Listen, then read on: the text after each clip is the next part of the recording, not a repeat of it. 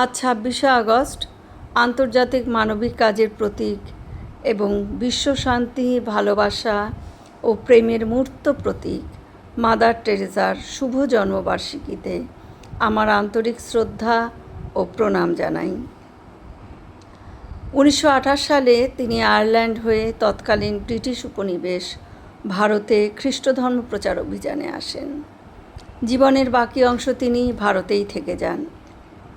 তিনি প্রচুর অনাথ আশ্রম করেন এবং গোশালাও প্রচুর তৈরি করেন।